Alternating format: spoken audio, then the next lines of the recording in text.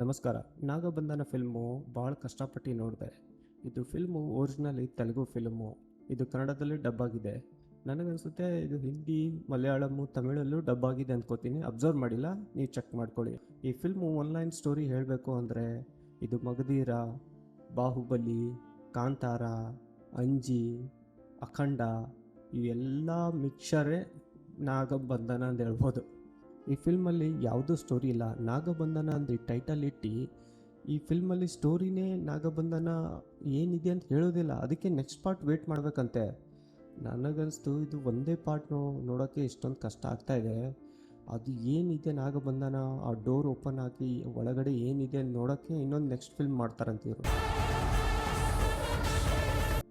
ಇದರಿಂದ ಒಂದು ಗೊತ್ತಾಗುತ್ತೆ, ದುಡ್ಡಿದ್ದರೆ ಸಾಕಾಗಲ್ಲ, ಸ್ವಲ್ಪ ತಲೆನೂ ಇರಬೇಕು ಅಂದೆ.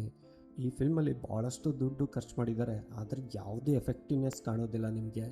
ಸ್ಟೋರಿ ಲೈನ್ ನಿಮಗೆ ಇನ್ನೂ ಎಕ್ಸ್ಪ್ಲೈನ್ ಮಾಡೋಕ್ಕೆ ಆಗಲ್ಲ ನನಗೆ, ಆ ಥರ ವರ್ಸ್ಟ್ ಇದೆ ಸ್ಟೋರಿ ಲೈನ್ ಇದು. ಈ ಫಿಲ್ಮಲ್ಲಿ ಒಂದೇ ಒಂದು ಅಟ್ರಾಕ್ಟಿವ್ ಮೂಮೆಂಟ್ ಇದೆ. ಅದು ಯಾವುದು ಅಂದರೆ ಪದ್ಮನಾಭ ಸ್ವಾಮಿದು ಒಂದು ಪೂಜೆದು ಒಂದು ಸೀನ್ ಇದೆ. ಅದು ನೋಡ್ತಾ ಇದ್ದರೆ ನಿಮಗೆ ಒಂದು ಸ್ವಲ್ಪ ಮೈ ಜೂಮ್ ಅನ್ನುತ್ತೆ. ಆ ಥರ ಪಿಕ್ಚರೈಸೇಷನ್ ಮಾಡಿದ್ದಾರೆ. ಅದೇ ಹೇಳ್ತಾ ಇಲ್ವಾ, ಭಾಳಷ್ಟು ದುಡ್ಡು ಖರ್ಚು ಮಾಡಿದ್ದಾರೆ, ಅದರ ಸ್ಟೋರಿನೇ ಇಲ್ಲ ಈ ಫಿಲ್ಮಿಗೆ. ಆ ಥರ ವರ್ಸ್ಟ್ ಸ್ಟೋರಿ ಮಾಡಿದ್ದಾರೆ ಇವರು. ಆ ಬ್ರಹ್ಮಕಮಲ ನನ್ನ ಕೈ ಸೇರಿದ್ರೆ ಯಾವ ಶಕ್ತಿನೂ ನನ್ನ ತಡೆಯಲ್ಲ. ಈ ಫಿಲ್ಮು ಆ್ಯಕ್ಟರ್ಸ್ ಬಗ್ಗೆ ಮಾತಾಡಬೇಕಂದ್ರೆ ಹೀರೋ ವಿರಾಟ್ ಕರ್ಣ. ಇವನಿಗೆ ಆ್ಯಕ್ಟಿಂಗ್ ಬಂದಿಲ್ಲ. ಇವನು ರಿಷಬ್ ಶೆಟ್ಟಿ ಕಾಪಿ ಮಾಡೋಕ್ಕೆ ಹೋಗಿದ್ದಾನೆ, ಇನ್ನೂ ವರ್ಸ್ಟ್ ಮಾಡಿದ್ದಾನೆ. ಯಾಕಂದರೆ ಈ ಫಿಲ್ಮಲ್ಲಿ ಭಯಂಕರ VFX ಶಾರ್ಟ್ಸ್ಗಳಿದ್ದಾವೆ. ಅದು ಇಮ್ಯಾಜಿನ್ ಮಾಡಿ ಆ್ಯಕ್ಟಿಂಗ್ ಮಾಡಬೇಕು. ಅಷ್ಟೊಂದು ಇವನು ಎಫರ್ಟ್ ಹಾಕಿ ಮಾಡಿಲ್ಲ, ಭಯಂಕರ ವರ್ಸ್ಟ್ ಆ್ಯಕ್ಟಿಂಗ್ ಮಾಡಿದ್ದಾನೆ. ಹೀರೋಯಿನು ನಭಾ ನತೀಶಾ, ಅವಳು ಹಳೆ ಫಿಲ್ಮಲ್ಲಿ ಚೆನ್ನಾಗಿ ಆ್ಯಕ್ಟಿಂಗ್ ಮಾಡಿದಳು, ಆದರೆ ಈ ಫಿಲ್ಮಲ್ಲಿ ಇವಳು ವರ್ಸ್ಟ್ ಆ್ಯಕ್ಟಿಂಗ್ ಮಾಡಿದ್ದಾಳೆ.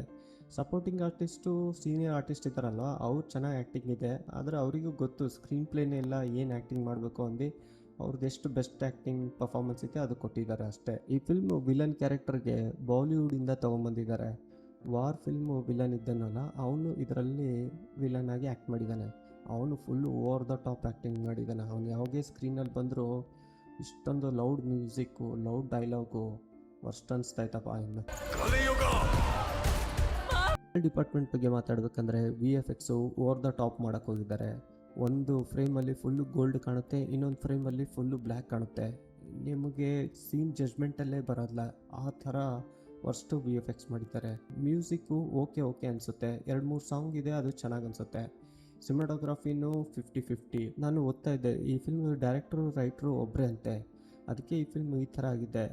ಈ ಫಿಲ್ಮು ನೀಟಾಗಿ ನೋಡ್ತಾ ಇದ್ದರೆ ಗೊತ್ತಾಗ್ಬಿಡುತ್ತೆ, ಈ ಸೀನು ಆ ಫಿಲ್ಮ್ ತೆಗೆದಿರ್ಬೋದು, ಇದು ಸ್ಟೋರಿ ಲೈನು ಈ ಮಗಧೀರದಿಂದ ಕದ್ದಿದ್ದಾರೆ, ಈ ಸೀನು ಕಾಂತಾರದಿಂದ ಕದ್ದಿದ್ದಾರೆ, ಅದಕ್ಕೆ ಸ್ವಲ್ಪ ಇಂಪ್ರೂವೈಸೇಷನ್ ಮಾಡಿದ್ದಾರೆ ಅಷ್ಟೇ ಇವರು.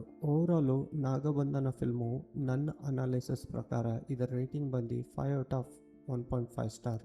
ನಿಮ್ಮ ರಿಸ್ಕಿಂದ ಈ ಫಿಲ್ಮು ನೀವು ಥಿಯೇಟ್ರಿಗೆ ಹೋಗಿ ನೋಡ್ಬೋದು.